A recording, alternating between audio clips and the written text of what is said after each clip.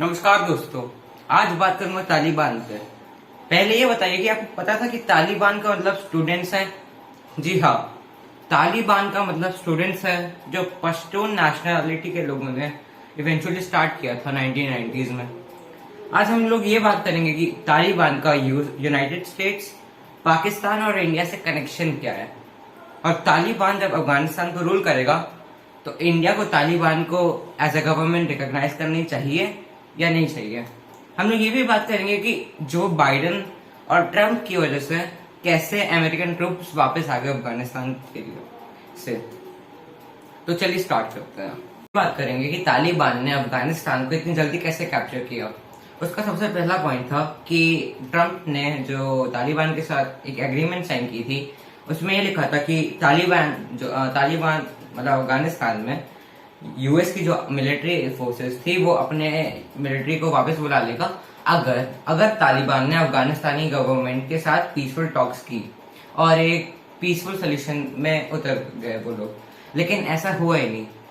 तालिबान ने इस डील की वजह से तालिबान इतनी जल्दी अफगानिस्तान को कैप्चर किया, क्योंकि तालिबान ने तो कंटिन्यू करते रहा अटैक करने के लिए, और यूएस ने जल्दी अपने सारे मिलिट्री ऑफिसर्स और उन सबको बुला लिया।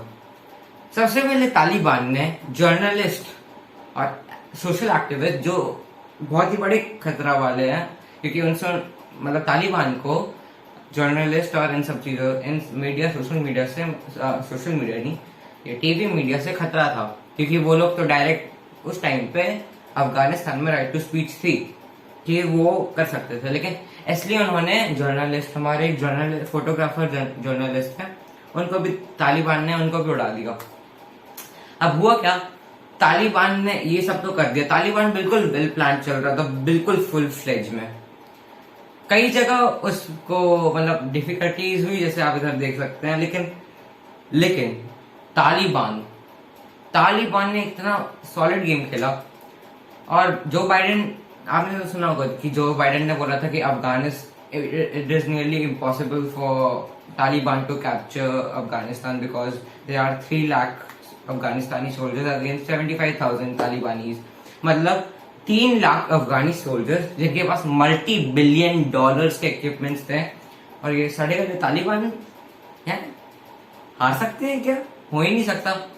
लेकिन तालिबान ने इसी चीज का फायदा उठा दिया। अफगानिस्तान की फोर्सेस जो थी वो यूएस के एयर स्ट्राइक्स पे बहुत डिपेंडेंट थे, क्योंकि यूएस जहां भी तालिबान के सस्पेक्टेड एरियाज थे वहां पे एयर स्ट्राइक करवा देता था, और जब एयर स्ट्राइक करवा देता था तो आधी पॉपुलेशन तो खत्म। तो अफगानिस्तानियों में बिल्कुल अब तो तालिबानी तो गया। लेकिन जैसे ही यूएस ने रिट्रीट कर लिया, अफगानिस्तानी डिमोरलाइज हो गए, करप्शन बढ़ गया, वीक लीडरशिप थी, बिल्कुल लीडरशिप तो आप बात ही मत करो। और तालिबान उन सब सोल्जर्स के बोले कि हम तुम्हारे घर वाले को जानते हैं, अगर तुम अपने बीवी बच्चों को सही सलामत चाहते हो तो हमें ज्वाइन कर लो, हम जो है बिल्कुल तुम्हें बगाड़ देंगे, बहुत ही परफेक्ट। और सबसे भयंकर, सबसे बड़ी बात है कि कोविड की वजह से अफगानिस्तान के मिलिट्री ऑफिसर्स को इतनी पेंशन, मतलब उनको सैलरी तो मिल नहीं रही थी। तालिबान कह रहा था तुम हमें ज्वाइन कर लो, तुम्हारे बीवी बच्चे भी खुश रहेंगे, खून खराबा भी नहीं होगा, और तुम्हें तो पैसे भी मिलेंगे। तो मतलब काफी अफगानिस्तानी सोल्जर्स उससे उनके पास चले गए, और जो बच्चे कुछ थे उनको तो कुचल दिया तालिबान की वजह से, क्योंकि वो डिमोरलाइज थे, लीडरशिप वीक थी और करप्शन बहुत ज्यादा था।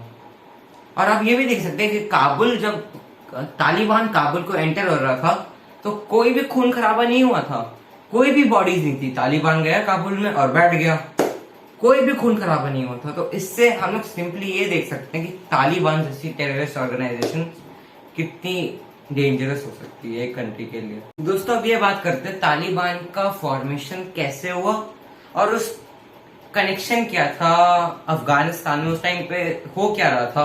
तो स्टार्टिंग से स्टार्ट करते हैं। शुरुआत से ही 2 टाइप के लोग थे, कम्युनिस्ट और कंजर्वेटिव।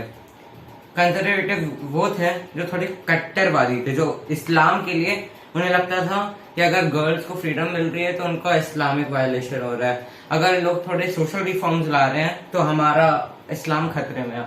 कम्युनिस्ट वो थे वो जो सबको मिल बांट के चलते थे, सोशल रिफॉर्म्स लाना चाहते थे। अब इसी कम्युनिस्ट कंजर्वेटिव, अगर कम्युनिस्ट पावर में आ जाता तो कंजर्वेटिव टेररिस्ट अटैक और वो सब कुछ ले लेता। इसलिए लेट 1980s में हमारे आए न्यू प्रेसिडेंट मोहम्मद निजमुल्लाह। अब ये जो हमारे जो अफगानिस्तान के उस टाइम के प्रेसिडेंट थे वो ट्राई करते थे कि इस्लामिस्ट एक्सट्रीमिस्ट को वो अपीज कर सके।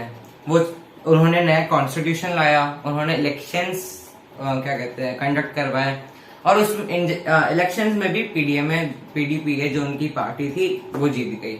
लेकिन बात क्या होती थी, उस टाइम पे एक टेररिस्ट ग्रुप था मुजाहिदीन। अब ये मुजाहिदीन की फॉर्म हुआ था, थोड़ा कॉम्प्लिकेटेड लगेगा लेकिन आप समझने की कोशिश कीजिए। पहले सोवियत यूनियन का जब कोल्ड वॉर चल रहा था, रशिया वर्सेस अमेरिका, तब सोवियत यूनियन अफगानिस्तान के साथ ज्यादा फ्रेंडली होना चाहता था।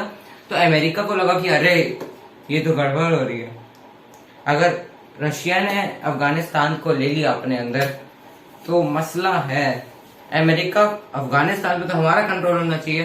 तो उन्होंने मुजाहिदीन, ये गुरिल्ला वॉरफेयर करते थे, इस्लामिस्ट एक्सट्रीमिस्ट थे ये लोग, तो उन्हें सप्लाई करते थे ये सब कुछ।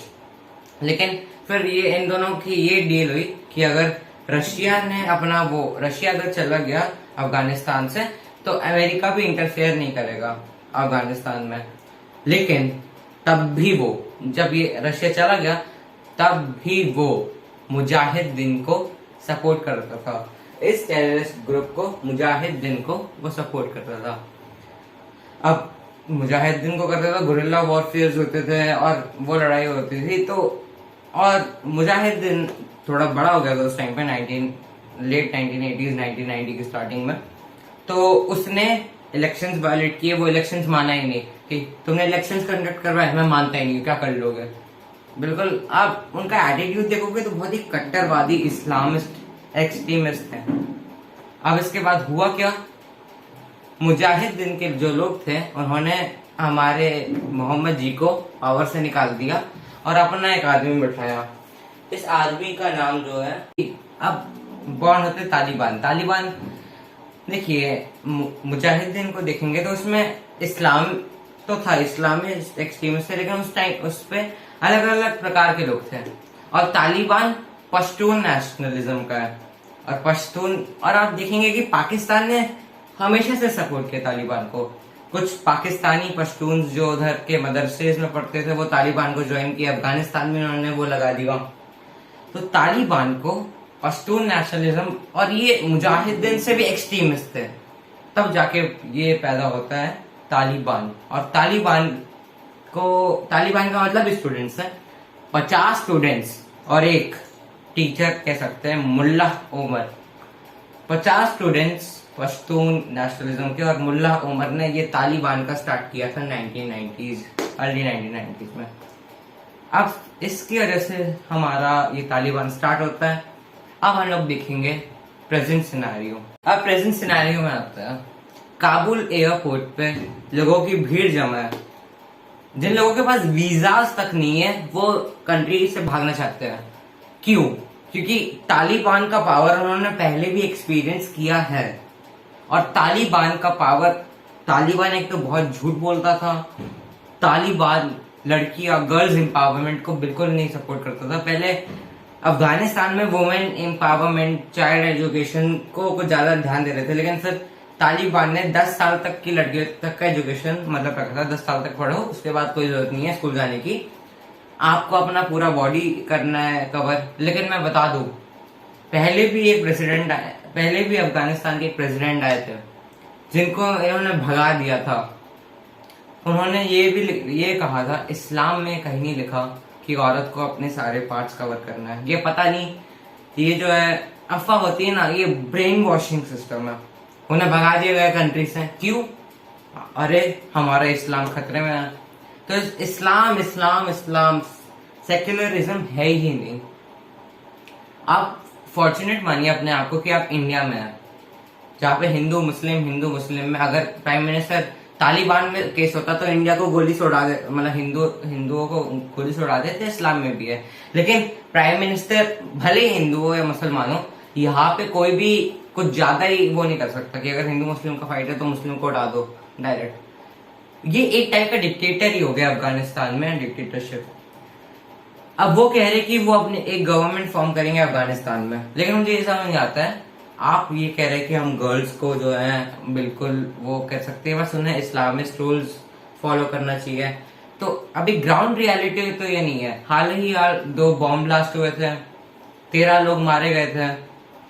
लोग जाने के लिए लोग जैसे हम लोग ट्रेन में बाहर पकड़ते हैं ना, लोग फ्लाइट जा रही है तो फ्लाइट का वो दरवाजा पकड़े हुए हैं बाहर से। एक फुटबॉलर, बहुत ही अच्छे फुटबॉलर थे, वो यंग एज में थे और वो गिर गए एयरप्लेन से।